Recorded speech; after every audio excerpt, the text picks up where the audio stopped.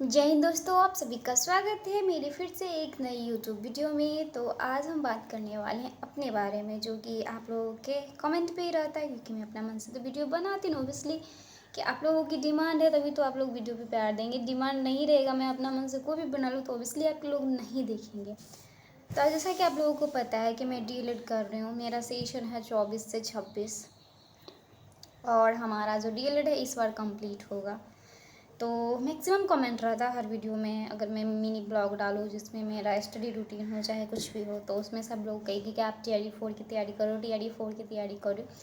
तो ऑब्वियसली बात है कि हम डीएलएड किए हैं, डीएलएड तो कंप्लीट नहीं हो, क्योंकि मेरा जो सेकेंड ईयर का एग्ज़ाम है वो फाइनली डेट जो BSCB के द्वारा जारी कर दिया गया है कल परसों में ही, कल परसों में नहीं, कल ही जारी किया गया फाइनली। वैसे 24 जुलाई से है, 24 को, 25 को, 26 को नहीं, 27 28 को 4 दिन एग्ज़ाम होगा, जिसमें मेरा इस बार जो है फिर एग्ज़ाम हो जाएगा और रिजल्ट आएगा 2-3 महीना बाद। तो हमारा डीएलएड 2026 में फाइनल है। तो ऑब्वियसली बात है कि हम टीचिंग लाइन की एग्ज़ाम कर रहे हैं, तो इसका जो प्रोसेस है डीएलएड क्वालिफाई होना, सीटेट तो मैं क्वालिफाई हूँ, और उसके बाद जो मेन प्रोसेस है बीपीएससी। तो बीपीएससी कभी भी हो उसका तो तैयारी हमें करना है, क्योंकि जब हमने डीएलएड किया है तो मुझे तो उसकी तैयारी करनी ही पड़ेगी। लेकिन फिर भी इसमें मोस्टली कमेंट रहते हैं कि TRE 4 की तैयारी कर रहे हैं। तो सबसे पहली बात है कि TRE 4 के लिए हम एलिजिबल है या नहीं। तो ऑब्वियसली बात है, जो रूल है उसके हिसाब से हम अभी जो है, अगर जब तक हमारा रिज़ल्ट नहीं आता है, जैसे मान लीजिए हमारा जुलाई में एग्ज़ाम हो रहा है, तो पिछली बार सितंबर के लास्ट वीक में या अक्टूबर के फर्स्ट वीक में, एग्जैक्ट मुझे याद नहीं है, मुझे थोड़ा देखना पड़ेगा, लेकिन सितंबर के लास्ट वीक या अक्टूबर के फर्स्ट वीक में रिज़ल्ट आया था। तो उसी तरह इस बार भी हो सकता है, मे भी हो सकता है एग्ज़ाम में लेट हुआ तो मे भी हो सकता है कि अक्टूबर के लास्ट में रिज़ल्ट आए।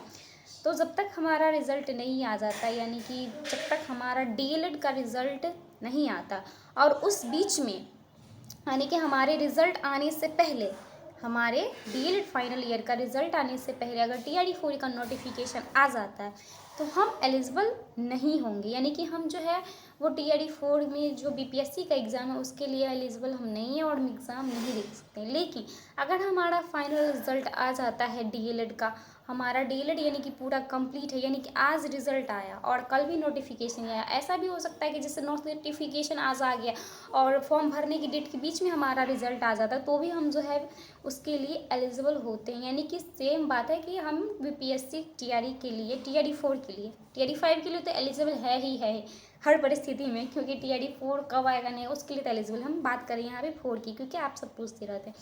तो जब तक हमारा फाइनल रिजल्ट नहीं आता, डीएलएड हमारा कंप्लीट हो जाएगा, उसके बाद अगर नोटिफिकेशन आता है तो 110% हम एलिजिबल हैं, नहीं उससे पहले आता है। और गवर्नमेंट ऑब्वियसली अपीयरिंग वालों को मौका नहीं ये देंगे, TRE 1 में दे दी थी। अपीयरिंग वालों का मतलब ये होता है कि हमारा रिजल्ट अभी नहीं आया और उससे पहले जैसे हम सीटेट का एग्ज़ाम देते हैं, हम डीएलएड क्वालिफाइड नहीं है फिर भी जो है वो हम सीटेट का एग्ज़ाम देते हैं, वो वैलिड होता है। उसी तरह अपीयरिंग का मतलब होता है हमारा डीएलएड कंप्लीट नहीं है लेकिन फिर भी हम BPSC में बैठ सकते हैं। वो सरकार पे डिपेंड करता है, वो अगर देती है ऐसा तभी हम एलिजिबल हैं, नहीं तो नहीं। लेकिन ऐसा करने वाली सरकार है नहीं, तो ये हमारे नसीब पे करता है कि हमारे नसीब में क्या लिखा है नहीं लिखा है। एक्चुअली हमारे ही नसीब में नहीं, हमारे जितने भी भाई बहन हैं 24 से 26 सेशन वाले, उन सभी के लिए ये बहुत बड़ी दुख की बात होगी कि इस बार TRE 4 अगर उनको नहीं पकड़ाए छूट जाए तो। मेरे लिए नहीं, उन सभी को जो 24 से 26 सेशन में, तो सभी के लिए दुख की बात होगी, छूट जाएगी। तो अब देखिए क्या होता है उन सभी के नसीब पे, हम सारे 24 से 26 सेशन वालों के नसीब में क्या लिखा है कि उनको TRE 4 में मौका मिलता है या नहीं मिलता, ये देखते हैं। ये तो भविष्य की बात है, क्या होता है नहीं होता है। तो हमारे एक होता है ना कि ये सब हम मेहनत करते हो तो हमारे हाथ में, लेकिन हमें क्या मिलता है नहीं मिलता, ये तो हमारे नसीब पे डिपेंड करता है। तो ये तो था कि हाँ हम अभी एलिजिबल नहीं है, अगर TRE 4 का वैकेंसी का नोटिफिकेशन हमारे रिजल्ट के बाद है तो ही। अब हम आप लोगों से जारी करते हैं हम कब से क्या पढ़ाई करते हैं नहीं करें। तो ऑब्वियसली हम ऐसे ही जो 2021 में 12th पास हुए थे, तो उस टाइम इतना मतलब वो अच्छे से पढ़ाई वढ़ाई नहीं करते, बस ऐसे ही कि हाँ पढ़ाई करते थे बट अच्छे से नहीं करते थे।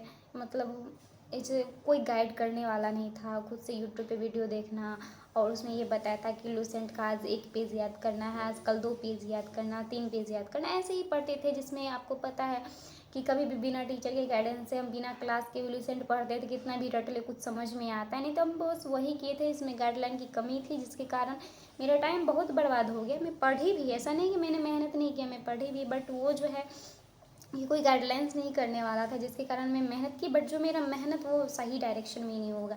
अभी क्या है, अभी जो सबसे अच्छा तरीका है, लुसेंट आप तभी पढ़ सकते हैं जब आप किसी टीचर का फाउंडेशन वैसे अच्छे से कर लीजिए, सारा चीज़ अच्छे से समझ आए, तब लुसेंट पढ़िए, तो आपका लुसेंट पूरा दिमाग में छप जाएगा।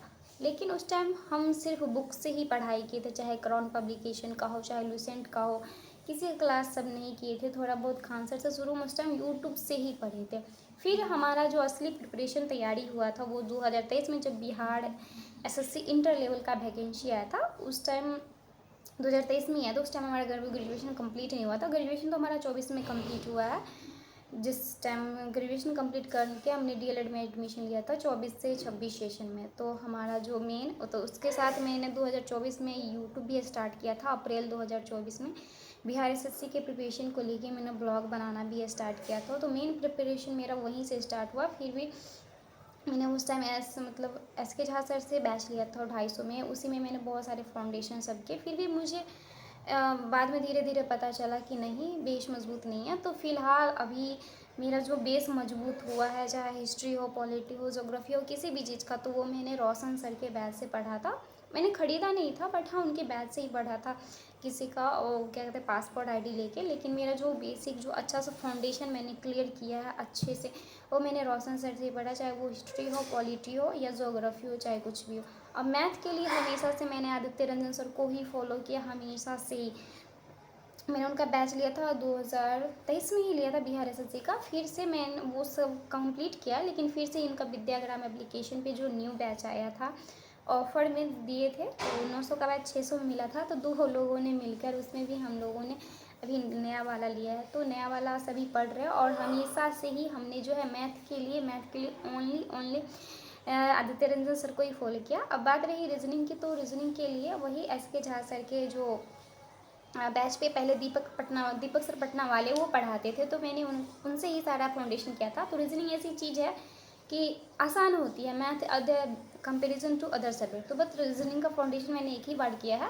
बात रही तो हमेशा प्रैक्टिस लगाते रहते हैं, यूट्यूब वीडियो चाहे क्वेश्चन का है, तो रीजनिंग का तो एक है कि प्रैक्टिस लगाते रहे। तो मैथ ऐसी चीज़ है तो दोबारा थोड़ा पढ़ने पड़ते हैं, और मुझे मैथ हार्ड भी लगता है।